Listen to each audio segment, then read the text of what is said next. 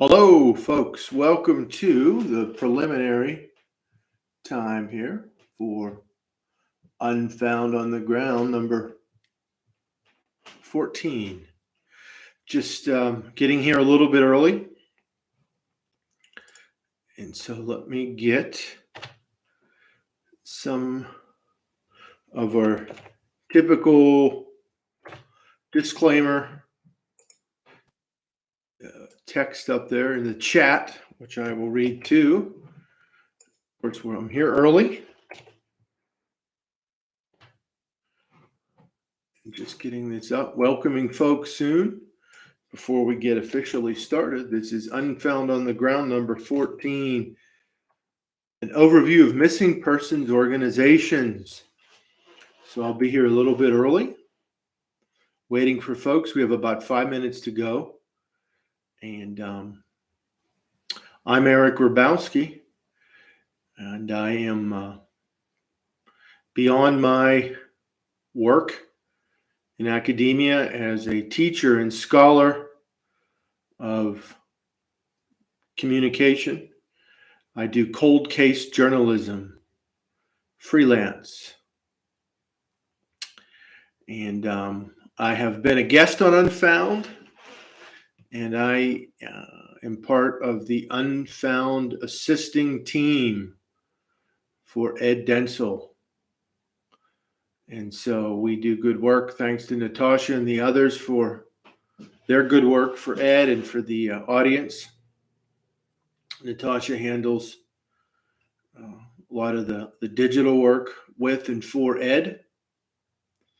And so again, I'm here a little bit early. We have about 5 minutes to go until folks arrive. So I'm just taking care of some preliminaries as we get things rolling.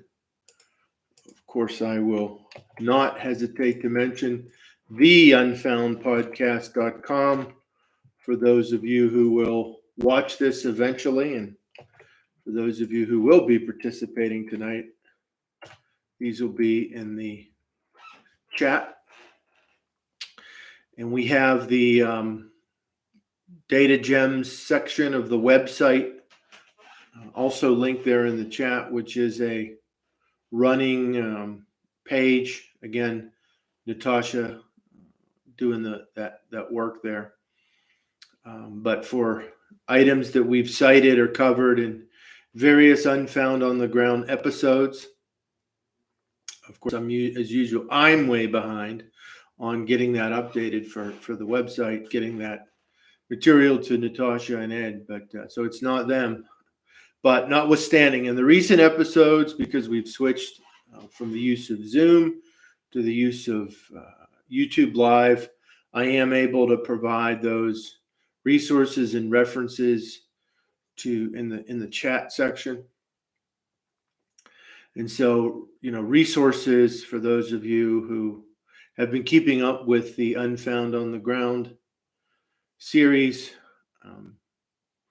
we are focused on resources. So just here a little bit early with about 3 minutes to go, a little preliminary programming. And as folks start to arrive here soon, our starting time is 9:30 p.m. Eastern time. I'm in the Mountain Time Zone, so it's going to be 7:30 p.m. here.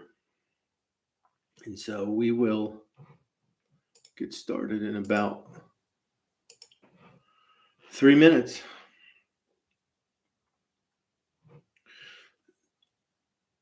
So we have no one here yet, but that's okay. Again, we did say that we're starting at 9:30 Eastern time. Again, 7:30 Mountain Time, 8:30 Central Time, and that would be 6:30 p.m. Pacific Time. If you're watching this after the fact, of course, as you know, we do these episodes. Well, as you might not know if you're new to it, we do these episodes with the participation of the think tank group, which is a membership framework that you can learn about separately from here through Unfound. Of course, the Unfound podcast itself, the episodes of the podcast are available openly. This is some other aspects of Ed's framework, Ed Densel. Those folks participate. We welcome and appreciate their participation and feedback in the Unfound series. And then over time, Ed and Natasha make these episodes available publicly. As part of the, we actually have there's a playlist on YouTube under the Unfound YouTube channel. And so, that's, if you're watching this, however you found this, if you're new to the program or you're familiar with Unfound. So a lot of things going on in the Unfound framework, the Unfound franchise. It's not a franchise system, but I'm using that term not literally. The Unfound platform, I've used different terms. A lot of great content generation. Again, we focus on accuracy. We focus on precision. Focus on solving cases, having good public discussion about cases, trying to look for facts. We are doing things on this Unfound on the ground series that are relevant to certainly journalism, advocacy, publicity or awareness raising, informed audiences, keeping the record as accurate and correct as possible, and using good resources. We're all about good resources. So soon here we'll be getting started as I see who's going to arrive. And give me just a second here to just make sure there are no questions out there and then coming in before we begin officially. Okay, so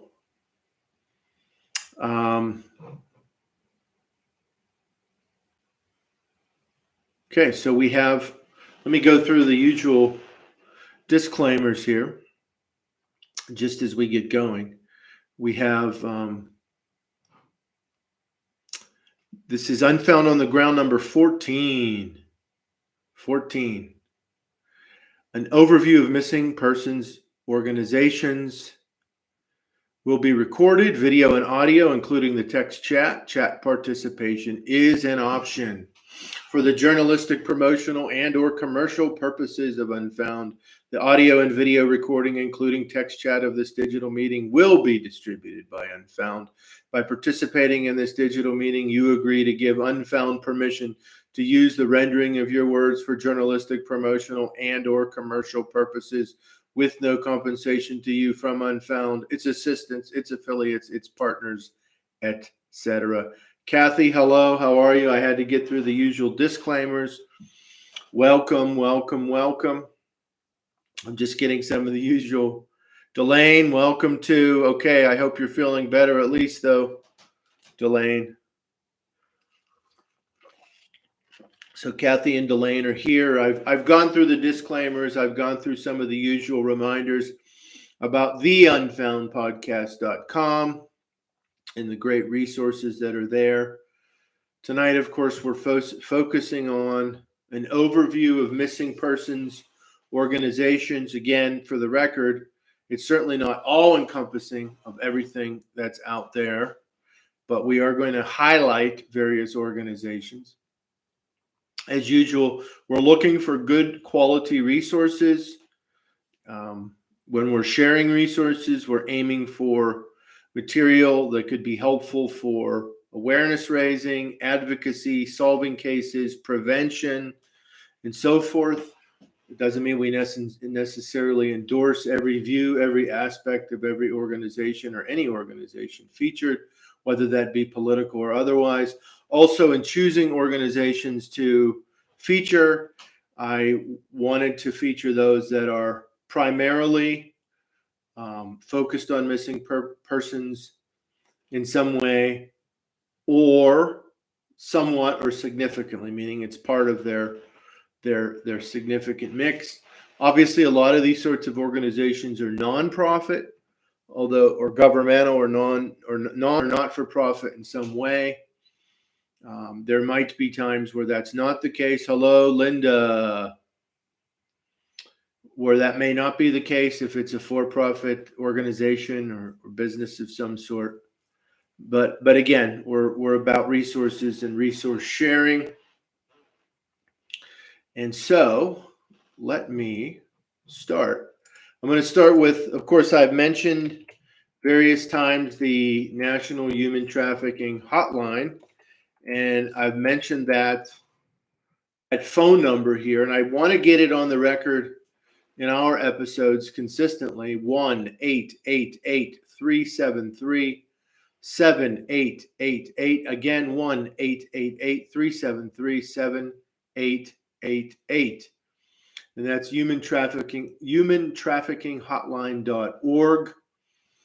And and I've mentioned this before as a resource, but speaking of organizations, they're operated by Polaris, and I'm just going to this website. Polaris is an organization that's focused on the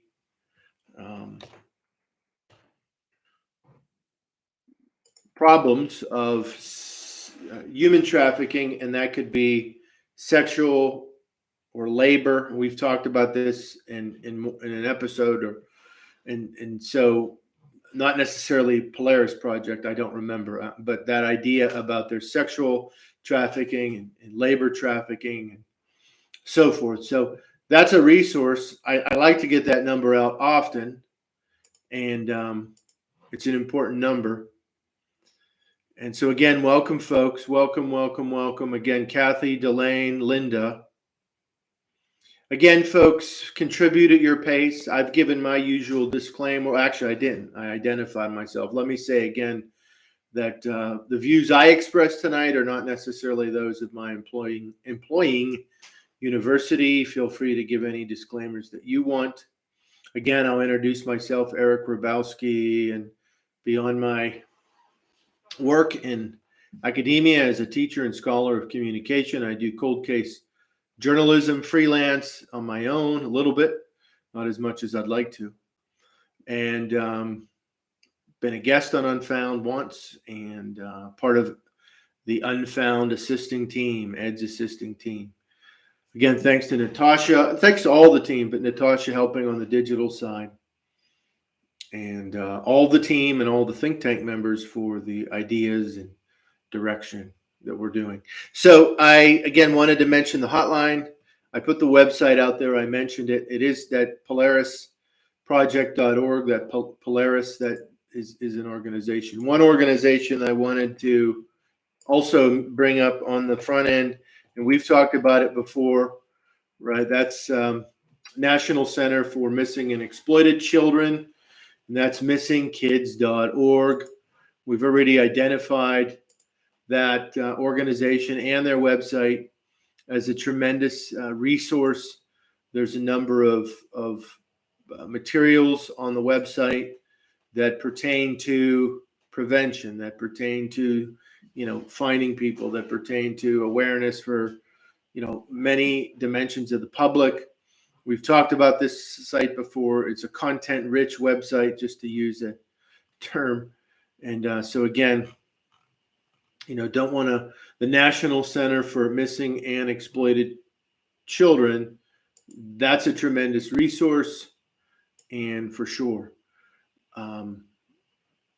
Okay, let me stop and just give folks a chance here. And then I, of course, have a list, but maybe you had one of our guiding questions tonight. Are there specific missing persons organizations that you would like to discuss? And take your time typing. We can catch it as I go along the way. Again, the resources that we're focused on, the organizations that may be helpful for whatever you're interested in doing. Obviously organizations have different aims and scopes of work.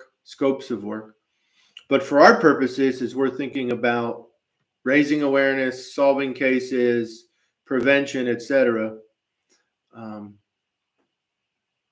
So if there's anything you want to feature, but I'm going to keep going along the way. And sometimes when you find these organizations, they might be national or international in scope. One that I found that's interesting, looking for an angel.org,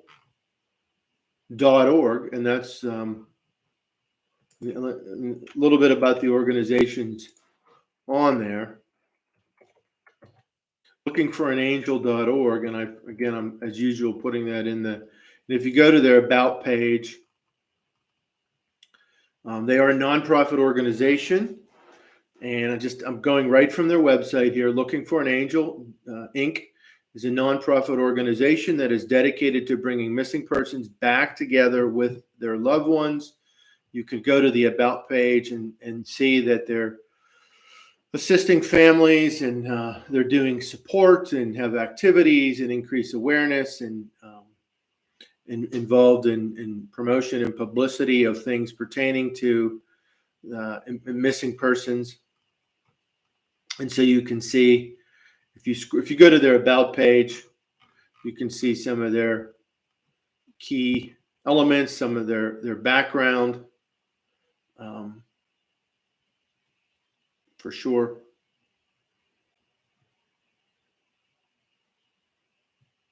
There was Christian Taylor Ferguson, was or is a missing persons case. You can read about that on the about page. But so you can read about their work in terms of charity and outreach and help. Kathy Charlie Project, and that's one we're definitely going to talk about tonight for sure. That's done. And I think a lot of us, I'll be honest with you, before I was doing these Unfound on the ground, even before this episode and now with the episode, you find a lot of organizations that I think we're all need to get more familiar with, for sure. Just to go a little international here, because we do that. I mean, a lot of our focus is in the national realm, but we do feature some international organizations here, or resources in the past, or discussions or articles. And of course, there's good material there. It's good for broader awareness. I have the National Missing Persons Coordination Center, is a non-operational arm of the Australian Federal Police, AFP. Okay, that's right from their website, missingpersons.gov.au. Of course, I'm on the About Us page. And so you can see there what they do. Obviously, there's a lot of collaboration. Of course, folks, I'm all about collaboration. Collaboration is key. And that's one of the aspects of learning about the organization, seeing what the organizations do,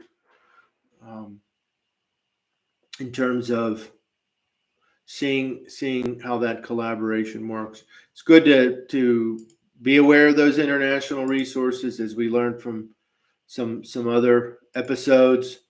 There's certainly some things to be gleaned.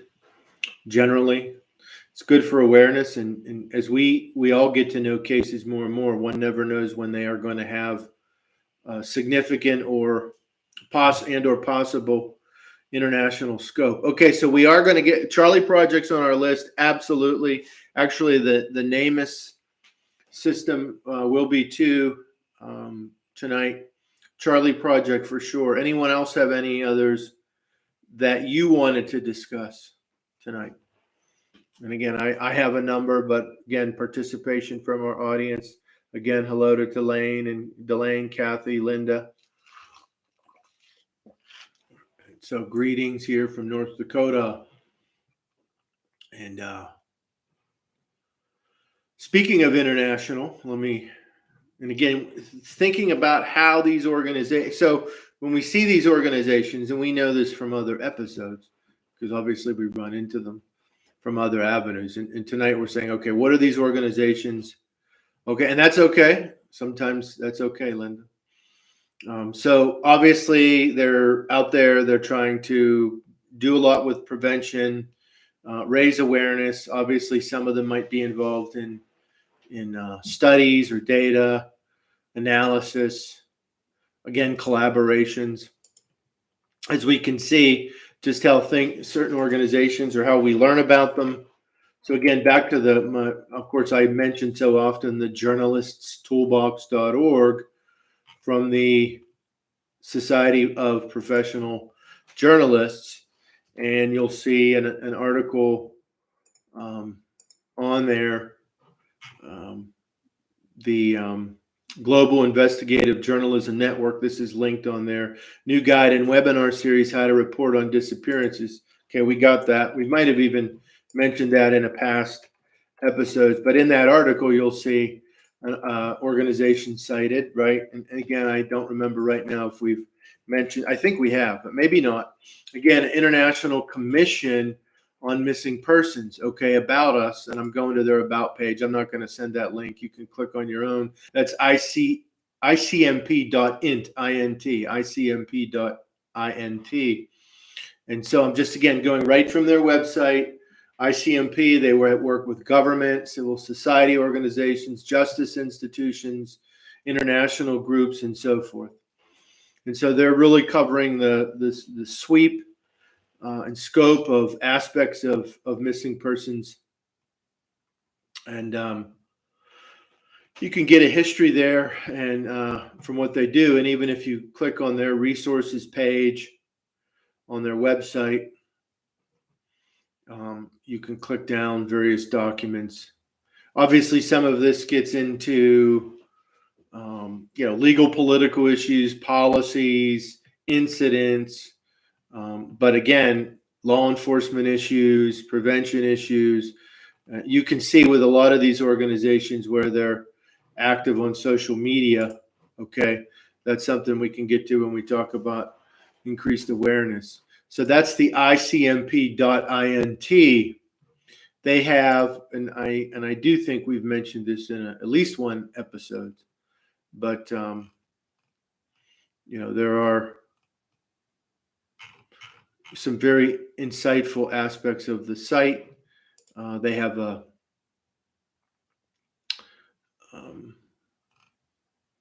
news section, which is more or less their own public relations work, which of course is newsworthy in terms of what they're doing. So that's the icmp.int, right? The International Commission on Missing Persons. Okay, so that's one to keep in mind as we go forward. Again, anyone wants to contribute along the way, please feel free to do so. Now I'm going to let's go to the Charlie Project right now. Of course, we're very familiar with the Charlie Project. We know that there was an episode, and I'm going to put that link out here. Of course, Ed interviewed Megan Good, and that was back, October 2016. At least this is back October 2016. How many of you have listened to that? Delane or Linda or Kathy, of course, any of you have listened to that full episode, that interview of Megan Good?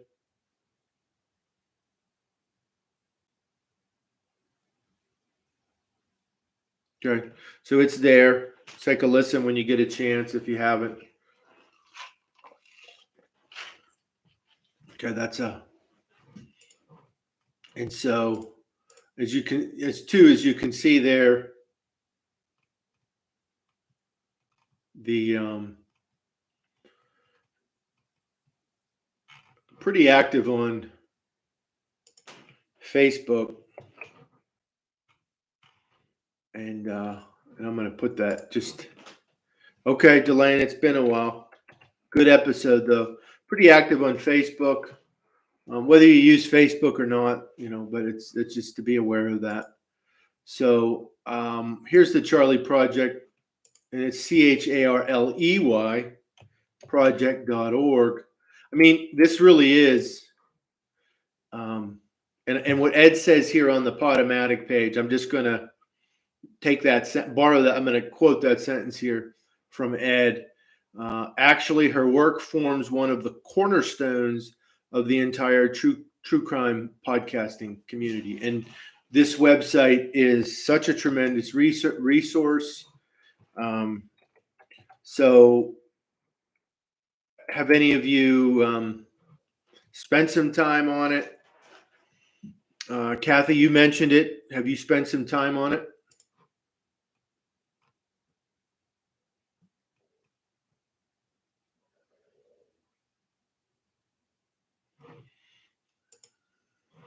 Or anybody? And just while I'm waiting there. So it's an endeavor, in a sense, an organization. Obviously, Megan's doing the work. She mentions on here that donations are accepted, but not expected. It's free access, tremendous resource, not a registered nonprofit organization, and any donations will not be tax deductible. She's doing tremendous work. You can read, obviously, about Megan from the website.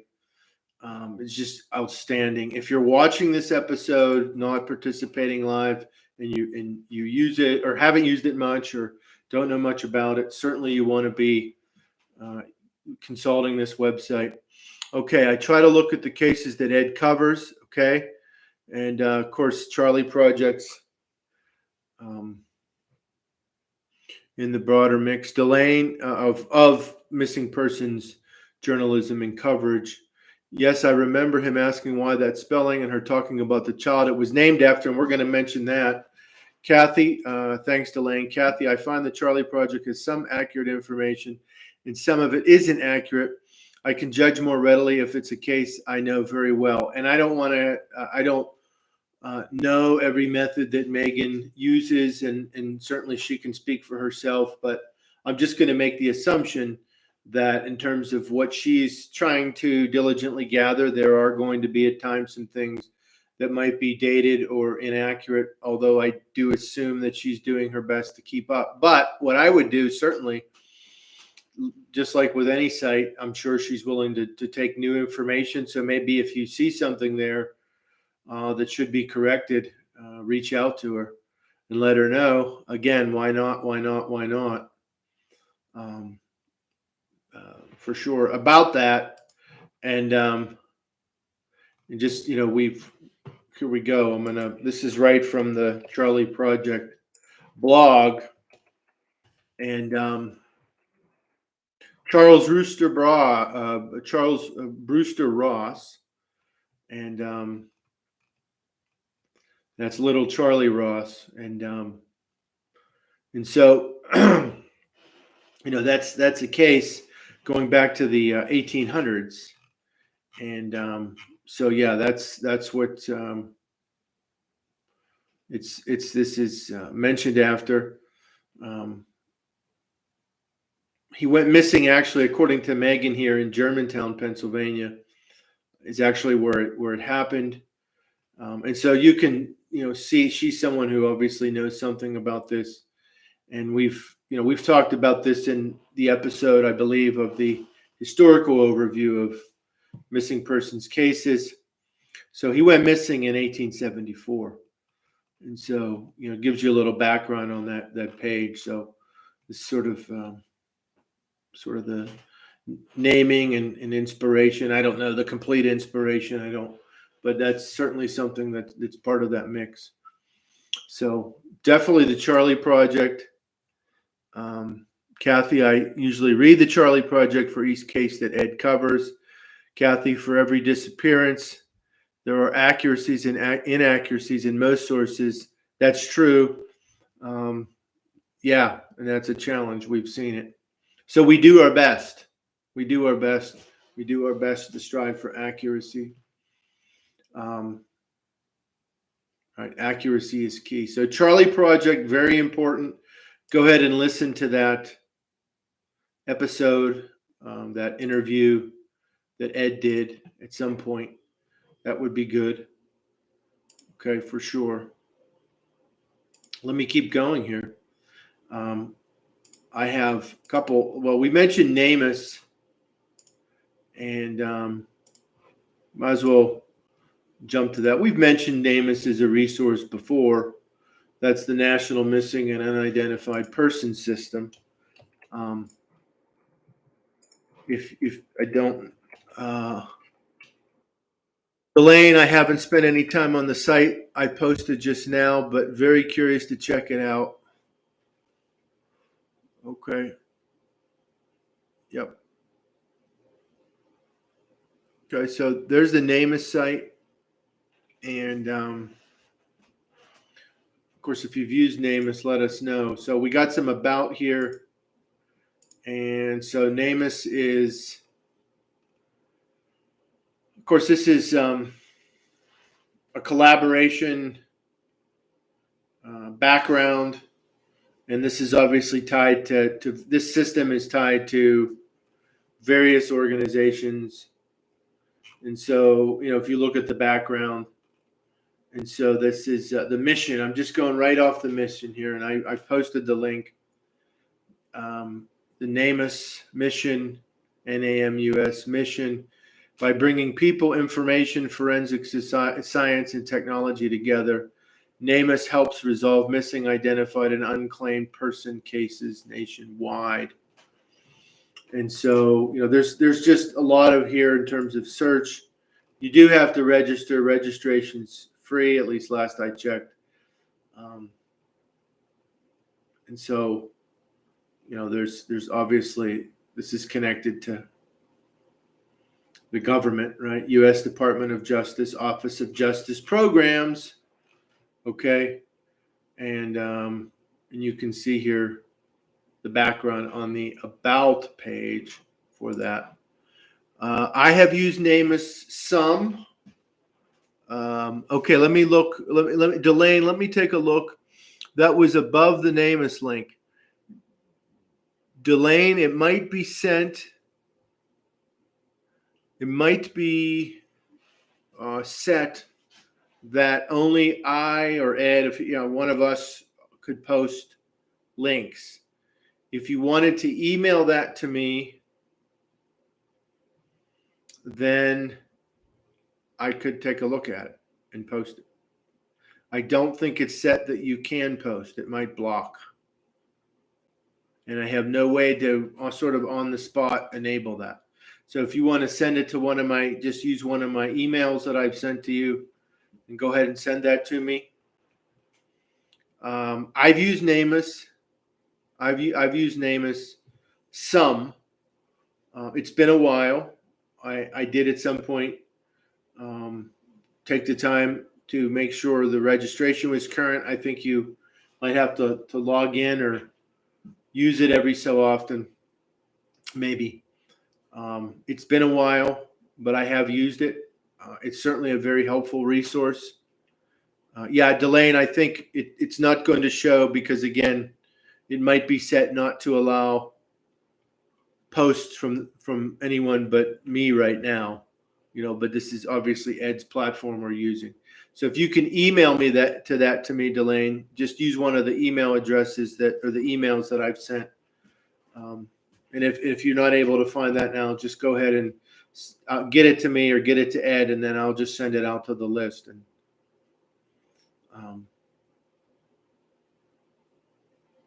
do that. I'll check. I have my email up anyway right now. So yeah, I've used it some, but I think I should be using it more. It is valuable.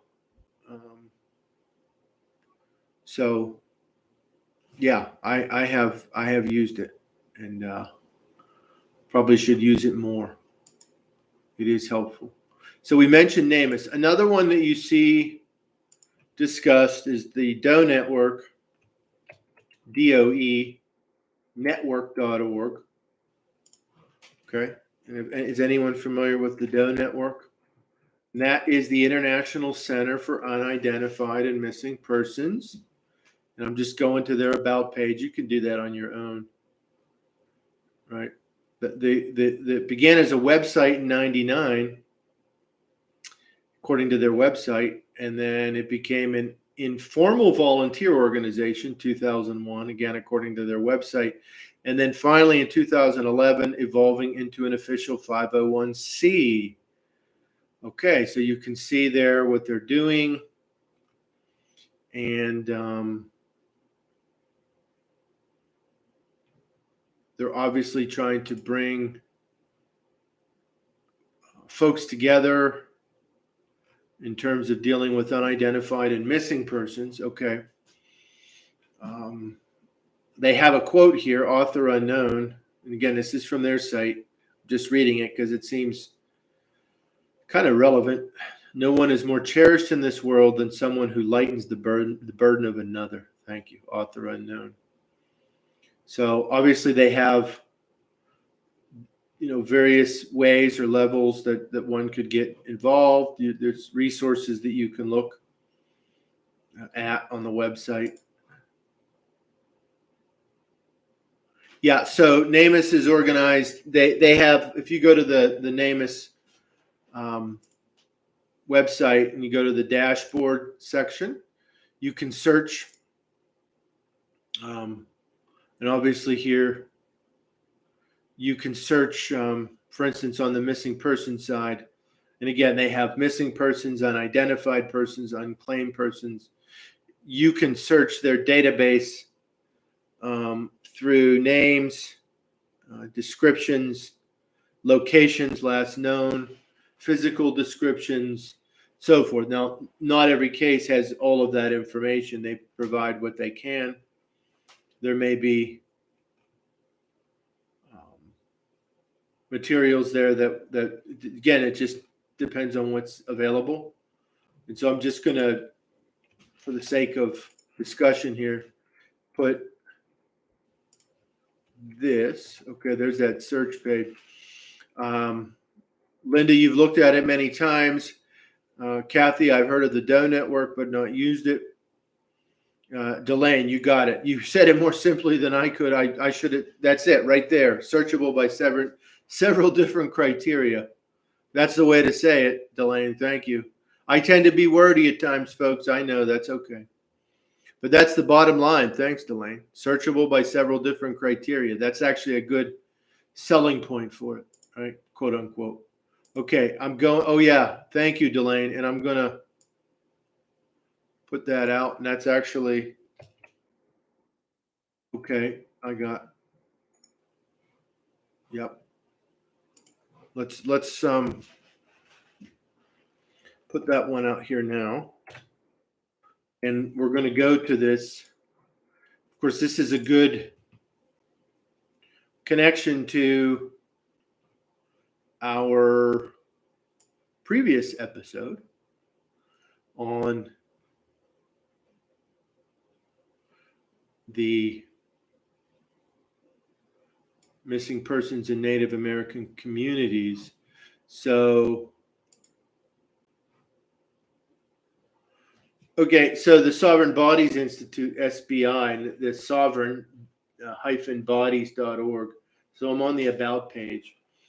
And they build on Indigenous traditions of data gathering and knowledge transfer to create, disseminate, and put into action research on gender and sexual violence against Indigenous people. Okay, and then you can see their list of commitments. So again, this is a resource, and we got it. Okay, and so there's material there of, again, a database and so forth. So again, this is an organization. So we're looking at organizations that have, in some major way, in the scope of their work, materials that pertain to missing persons. Of course, the idea, the notion, the activity, the unfortunate result, etc., of missing person can happen in different ways. So thank you, Delane, for sharing that. Okay, so got that. Okay, so anything else on NamUs, please mention it. We also have, again, Doe Network. And let's see who said here. At least one of you said. Okay, Kathy not used it. Okay, the Doe Network, again, it's another resource, okay, with some organizational development there over time. Okay, and then let me go to Hope for, the number 4. Hope for, and that's the number 4, themissing.org. Okay. And I realize, folks, as we're going through these from the standpoint of organizations now, some of these or many of these we might have touched upon for some resource or avenue in the past. That's okay. Okay. That's okay. Okay. And so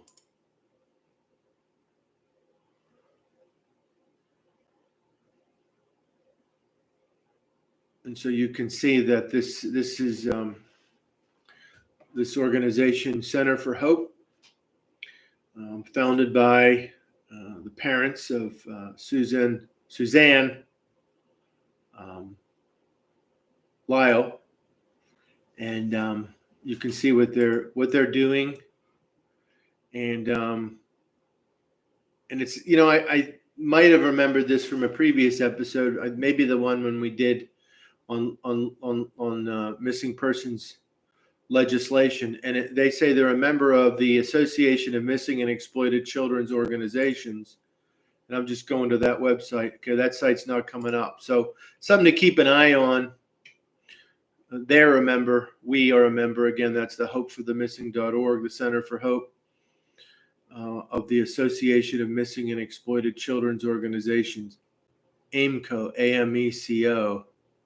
And I'm just going to see if there's another site they're using now, or maybe there might be a problem with their website. Okay, that's the case. So something to keep an eye on in the future. Okay. I'm not sure where they're at now, so I'm not going to get deeply into them. But, okay, again, collaboration. It's good to look at broader resources. Okay, so that the Center for Hope. Obviously, these organizations vary in size and scope, but you never know when something's going to be relevant or helpful. I'm gonna just turn the channel a little bit now, no pun intended. We're on the Unfound Podcast Channel. So, and there's more to cover, but as we're looking at these organizations and maybe others that we've seen that I'm not mentioning, do you have any suggestions for increased awareness of or involvement in missing persons organizations? And I say "or" there because, of course, we know awareness is key of missing persons cases, of missing persons organizations, etc. But I'm saying involvement. Now, I realize not everyone has the same amount of time, so I'm not. But for those who could get involved, right? Sometimes we're aware of something, but we need to take that next step for involvement, whatever that might be, volunteer work, whatever one involvement can be. So what suggestions do we have for increasing that awareness or involvement, right? Awareness or involvement with respect to missing persons organizations. Any ideas? I'll start while folks are typing. Now, it's very basic and it's not going to solve everything, but I know for my part, again, I need to be more commitment to word of mouth as well as digital sharing. And it's not all about digital, by the way, folks, but digital does matter. Even for some of these pages we go to, we see social media, Facebook, Twitter, whatever they're using. Not necessarily we have to spend all day sharing everything, but maybe if we are thinking organization is worth our time, following it, okay. And then if there's material they're putting out, sharing it, okay, in social media. Okay, Linda, they could ask the photo businesses that do school photography to slip information into the kids' envelopes. That's a great idea. And of course, it would be good to kind of, if one wanted to get more involved, see what people are doing and where they need to do more. Have a booth at the fairs across the U.S. That's a great idea. Kathy, some guests Ed has interviewed are quite involved in missing persons orgs. Some feature other missing persons on the page for their loved one. Yeah. Again, collaboration is key, and we do see that. Yep. And we've indicated before some of these, like the FBI site and other sites, right? You can get posters, you can get, so those digital, like the posters, right? Someone could print them, but if you have the link that's also going to a specific case, then that's material, like, I've said before, even off the FBI site where they have the missing persons, right? You can take that material and just share that. Delane, to Linda, our elementary schools, the photographers offer ID kits for children. Again, prevention. And some of these organizations are involved with or doing things that are important for prevention. I'm going to keep going here as we share the ideas. Of course,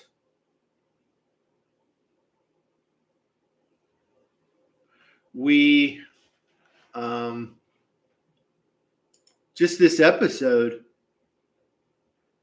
getting that out there, sharing this episode, okay, when it's available. Yeah, Linda, how about an info screen before movies? That would be a great idea. No doubt about it. How about if we could persuade more website people to donate websites, blogs, whatever, space somewhere on their site to feature missing persons? There are different ways that could be done. I know that's out there. Maybe we all should be doing that in our little ways. If we know someone that runs a website, maybe I should be doing that more. Okay. I'm just trying to think of places that people across the world go to. What, airports, bus terminal stations? Of course, we see some of that there. Post offices, shopping markets, supermarkets, of course, other places. Maybe we see it so much in some of those places, though, that we take it for granted. But we just let's call attention to it as much as possible. I know there are a couple of orgs that have Facebook pages, and that's really a great place to be for access by so many people. Yes, I agree with that. For all the ups and downs of social media, like I've said, right, we ought to use these things for positive purposes. And so let's spend the time, right? Let's spend the time finding those credible orgs that pertain to missing persons and so forth, and keep up to date. Linda, can you imagine if the media covered this topic like they have Gabby Petito? Yeah, that in itself is a broader discussion. Hopefully out of that we could find opportunities maybe to say to some folks, hey, this is a consistent problem. Okay, I'm posting another one here. Again, back to our theme of Native American communities. So this is the noisespower.com, and that's empowering the Indigenous community in Northeast Oklahoma. Okay, so I'm going to their about page. Again, I'm not going to share that. You can do that on your own. Northeast Oklahoma, and this is right from the website, Oklahoma Indigenous Safety and Education is a group in its infancy that is dedicated to uplifting the Indigenous community in Northeast Oklahoma. Okay, so a lot of what they're doing has to do with, crime.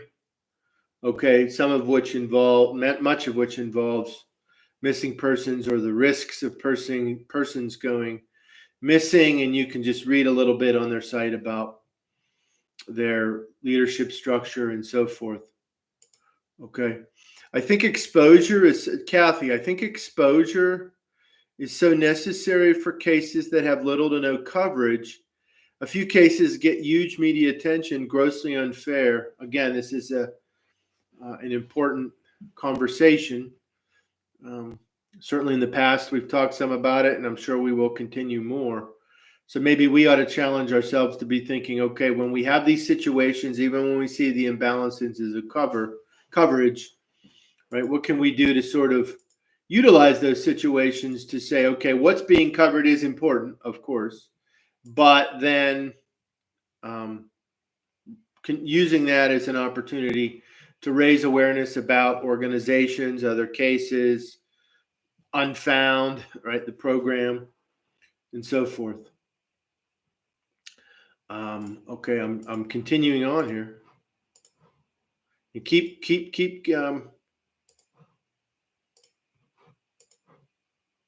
doing what you're doing, folks. Please. Again, we're not, like I said on the front end, we're not all encompassing, covering every organization that's out there, but we're giving what I believe to be a good overview of organizations. Okay. While we're thinking about exposure and promotion, what can be done more, whether it be on our end or just in general for the organizations? Linda, unfortunately, people don't want to get involved unless it personally affects them. It's true. Okay, Delane, the Cold Case Foundation is there and a family member can contact them. They review the case to see if they can do anything to assist to advance the case forward. Okay, so I am going to, and I might be familiar with them, and I'm now, okay, so I'm going to, Delane, I'm going to post a link and you tell me if this is what you're referring to. Tell me if that's what you're referring to, Delane. Kathy, I wonder if any courses in high schools have a slot regarding safety, missing persons, etc.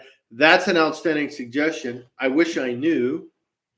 We know that, thanks, Delane.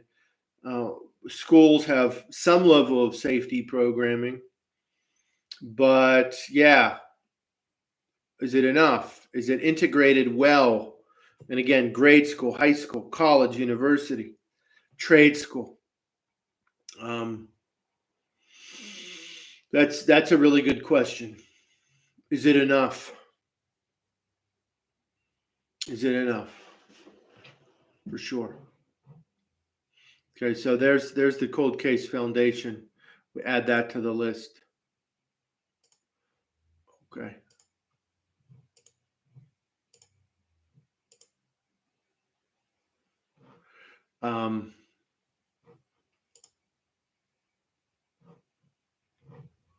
Let me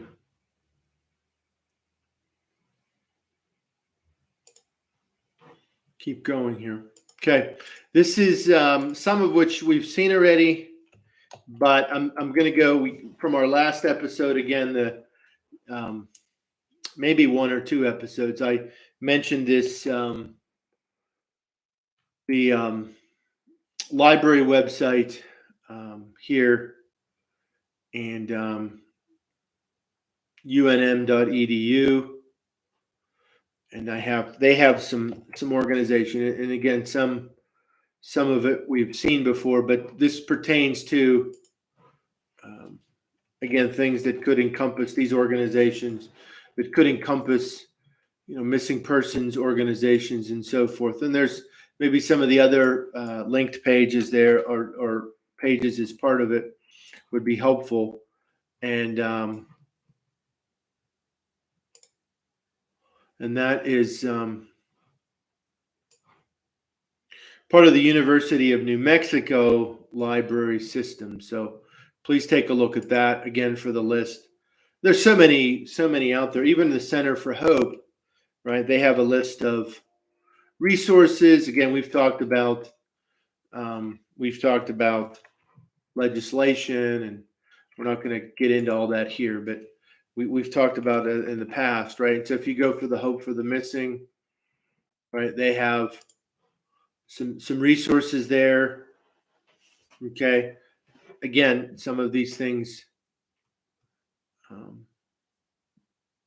other sorts of resources too. Yeah, there are a number of organizations. And go back to as I'm looking at this Hope for the Missing.org, Alzheimer's Association, International Child Abduction, Quebec, Canada. I'm not familiar with that organization. That seems to be tied to, that page seems to be expired, but it seems to be tied. One could search it out more, but I'm thinking back to our episode on why people go missing, right? We covered so many reasons. And so sort of widen our thought there. Delaying, giving resources to homeless shelters that they can pass on to family and law enforcement that may happen to come there in search of someone missing. Absolutely. Homeless shelters, churches, the McDonald's down the street, or some other fast food where folks might hang out. I mean, wherever you can get people on the front lines of the ups and downs of life to be aware of that information, that would be good. Delane, that's very good. For sure. So as we're talking through this now, and keep those ideas coming, folks, let me put our third question on the table. With regard to missing persons, and I'm talking about prevention, I'm talking about solving cases, I'm talking about raising awareness in general. Are there specific areas of focus for which increased organizational efforts are necessary? Well, we see there's a lot of organizations and they're dealing with, missing persons, children. We've seen some obviously tied to Native American communities. Certainly someone might argue that more organizational work is needed there. Okay, across the board. Even known homeless camps, absolutely, Delane, in terms of that. So what other are there specific things that we need more work done by organizations? Right, areas of focus, right? More organizational efforts needing. So if you're talking about promotions and maybe even a more focus on the homeless shelters, that's obviously a promotional idea.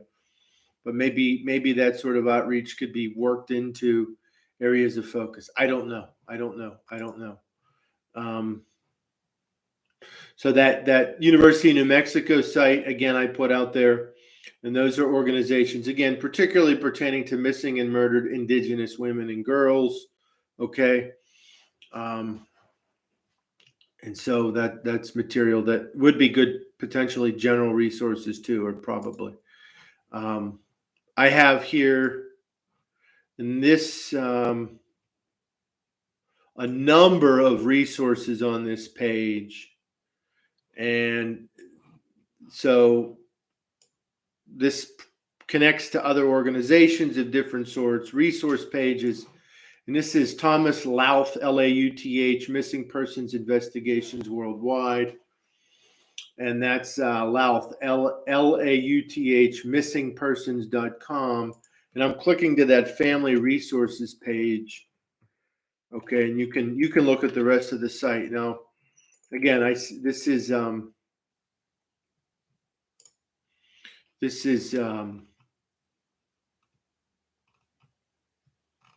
I said that many of our organizations might be nonprofit or not for profit, but this is the case of this is an actual business. So we're dealing with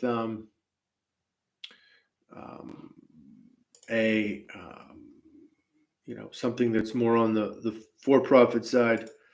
However, there's a number of, if you go to that page I just shared, there's a number of resources there that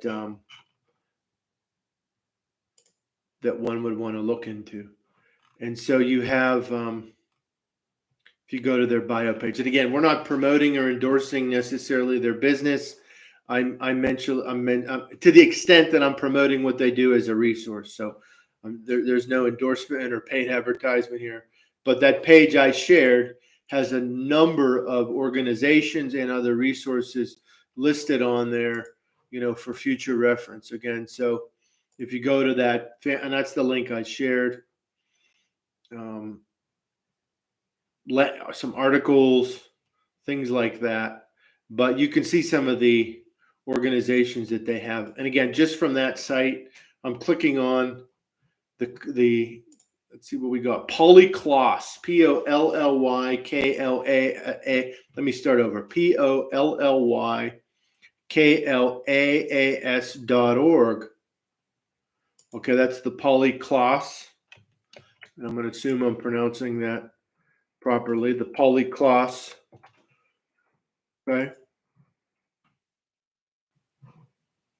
Foundation. and this is right from their website. We are dedicated to the safety of all children, the recovery of missing children, and public policies that keep children safe in their communities. Again, we're featuring, I'm not necessarily endorsing any specific approach or policy idea, political or otherwise, but it's out there. Linda, what if popular TV shows did an episode based on human trafficking with commercials for more information? Yeah, and that's not completely unprecedented in my recollection, but more of that would be good.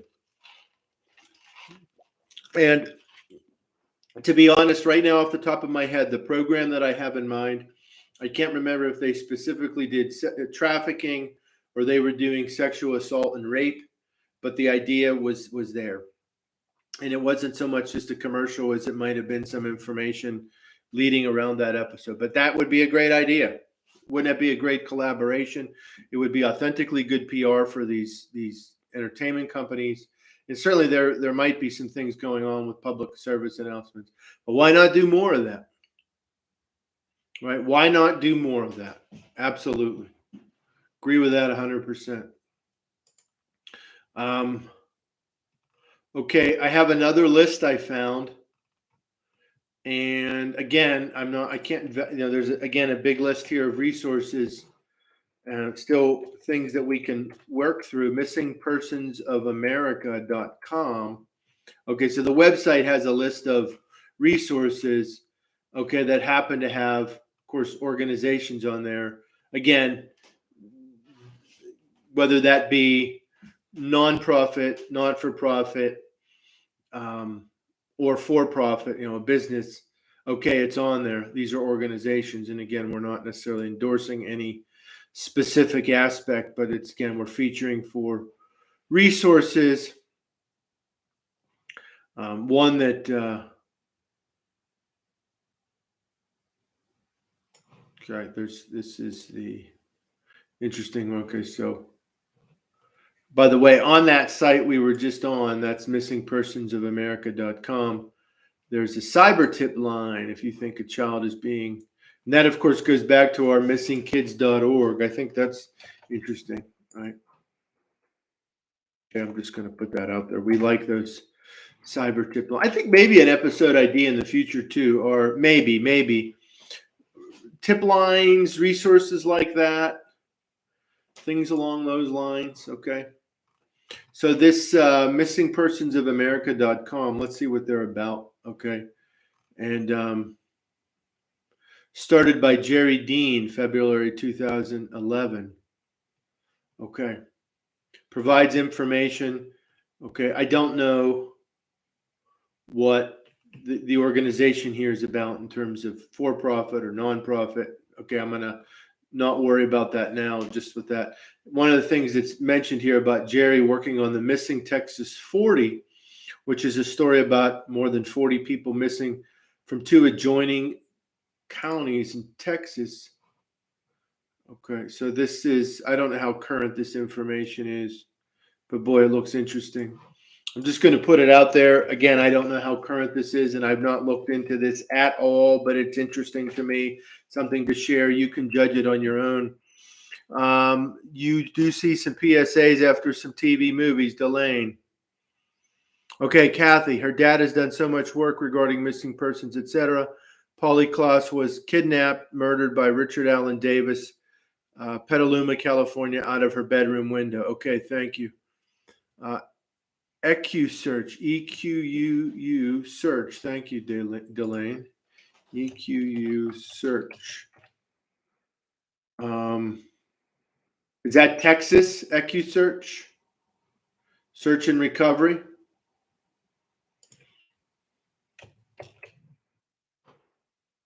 I'm going to share this link. You tell me if that's what you're talking about. Is that what you're talking about, Delane? Okay. Again, we're doing some good resource sharing here, folks. They do have a list of cases. Again, it's clearly it's about Texas EQUsearch Mounted Search and Recovery Team started August 2020. Okay.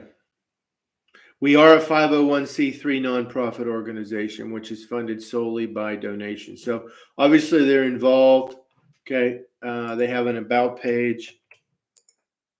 Yep. And they have a Midwest chapter too. If someone famous were to say this is important to them, their fans would be more informed. Yeah. Get the famous talking, get the everyday people talking. Okay. So there's a Midwest chapter 2 of this. Okay. So that would be EcuSearch Midwest. And I'm just going to, EcuSearch Midwest. And I'm going to put that out there because we're talking about it. And so let's get our about page here for them. And again, folks, you can,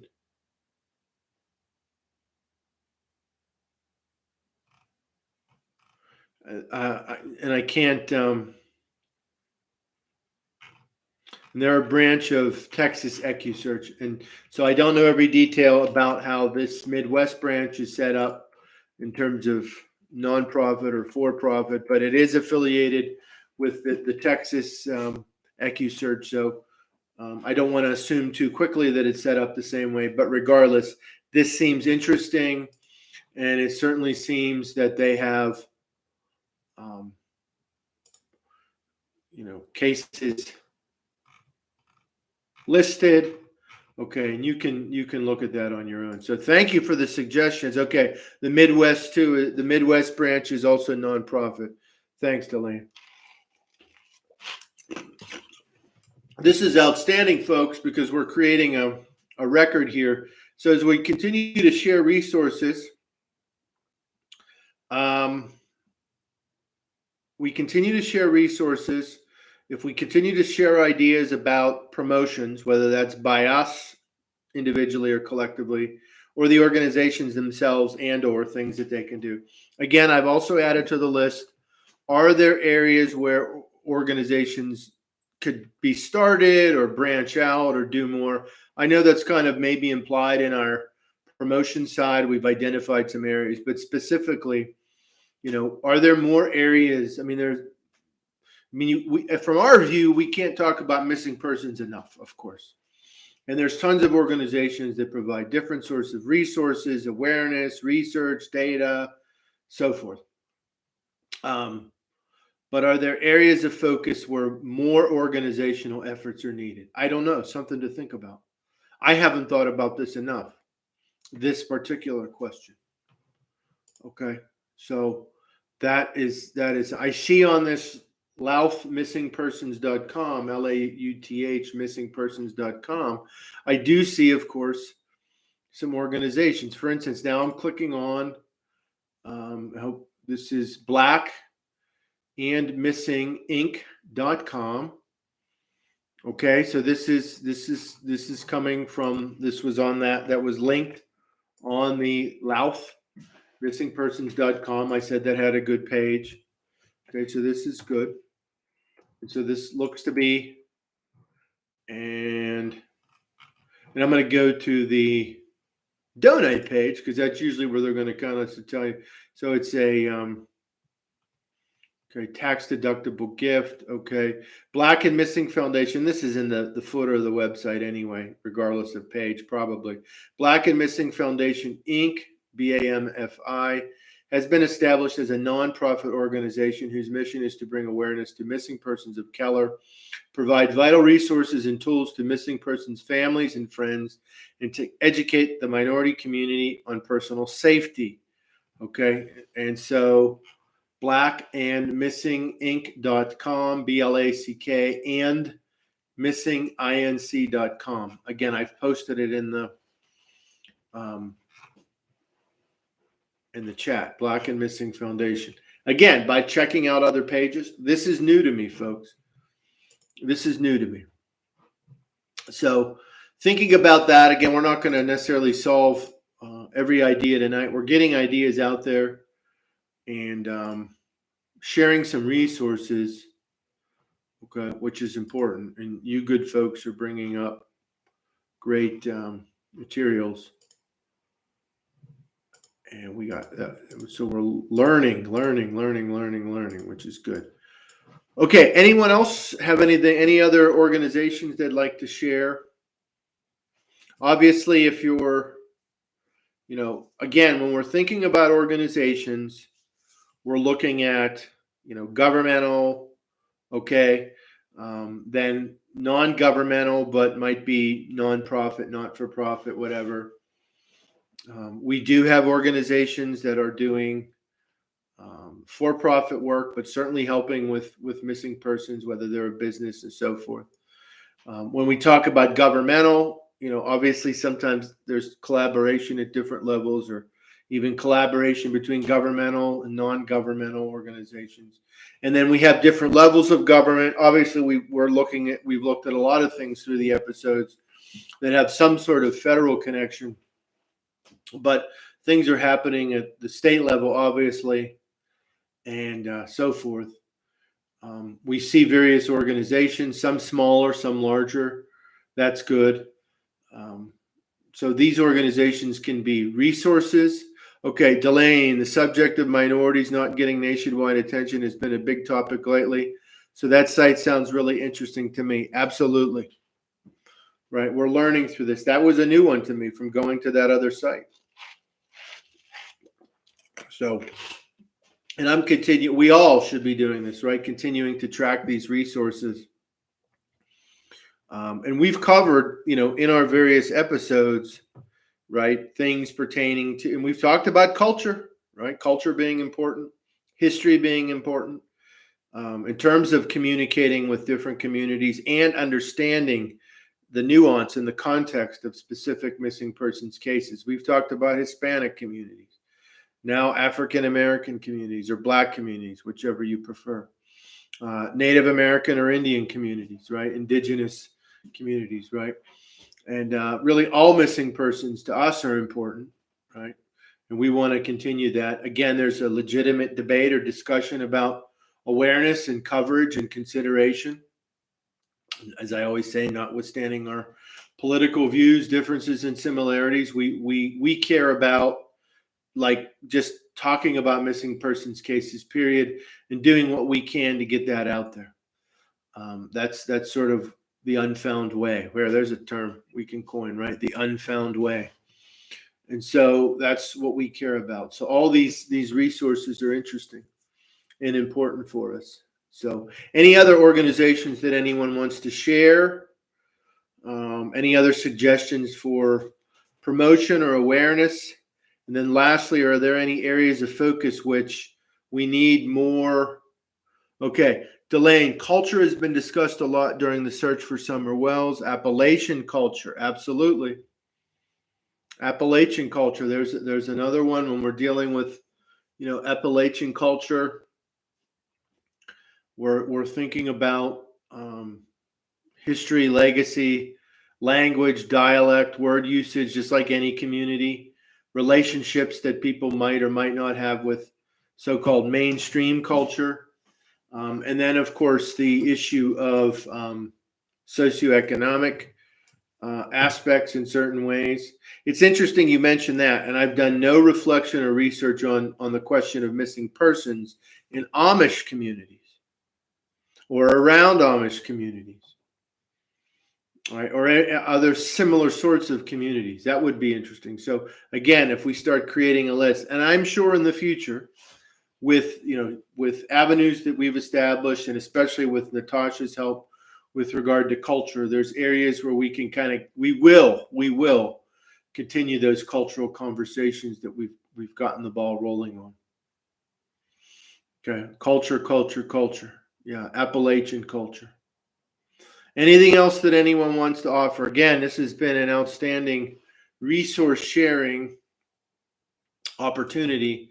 And again, dialect is a big point with Summer's case, right? And so the idea, and if there's anything you want to clarify or explain more on that, please, Delane. But yeah, dialects is going to be, right, in terms of, when we talk about language and culture, obviously I'm a communication teacher and scholar of communication. So this is something that I know a little bit about. Kathy, I learned a lot about Amish communities when Linda Stoltzfus was abducted, murdered in June 2020. Okay. Obviously, some of you know. Okay, Linda, sorry, I just missed that last 5 minutes. Had to take the dogs out. That's okay. Read back through the chat if you can. If you can. Some of you know I'm from Pennsylvania originally, Western Pennsylvania. Certainly in the Lancaster area of the state, okay, Amish. There are Amish in other parts of the state and certainly in other parts of the country. But certainly Pennsylvania is a major aspect of the Amish history and legacy. And so I know some about the Amish, but the specific issue of missing persons in Appalachia, Amish, Black community, Native American Indian community, Hispanic community. Okay. There you go. Yeah, Delane. There you go. Who let the dogs out? That's okay. I'm not a pet owner myself, but I appreciate pets and people who have pets, and you have to do what is necessary for sure. Again, folks, what we cover here is important for awareness raising, journalism, good audience, being a good audience, which we are for Unfound. Publicity, promotions, solving cases. We're interested in accuracy and in good, informed consideration of cases and caring about truth and raising awareness. Any last things we want to add? We've covered a lot of great ground tonight. Delane, Linda, Kathy, anything else you want to add? Yeah, the advocates, that's okay. Delane, anything else anyone wanted to add as I wind down? As always, folks, as you know, as I often remind folks, someone out there knows something or knows someone who knows something. So, that's as we inquire about these cases and try to think through these things. We care about truth and accuracy. And thank you, Delane. Thank you, Linda. Thank you, Kathy, for your participation. Delane, thank you. Appreciate this has been great, not just because of me, but because of all of us. Again, we want to thank Ed Densel and the team, Natasha and the others, all of them. And Natasha particularly helps with the digital side. We appreciate that. As we have moved to this new format, we've switched from Zoom to YouTube Live, regardless of format too, in terms of content. If you have any feedback you want to share with Ed directly, or if you want to share it with me, or I'm okay with whatever, we do listen. The team, Ed and the team, we talk about ideas and we try to make some tweaks and do what we're doing. Yep, Kathy, I will listen to Megan's episode on the Charlie Project. Great. Linda, I like this format better. Okay. Well, we're staying with it, at least for now, and I don't think we're planning a change, so we want to give it a good shot. I'm still getting used to it, right? I'm still getting used to it, so bear with me as I do my best on that. This has been Unfound on the Ground number 14, an overview of missing persons organizations. Please, again, go to the website for Unfound, theunfoundpodcast.com. Again, I want to thank everyone who participated tonight. Have a great week, folks. And again, someone out there knows something or knows someone who knows something. Goodbye.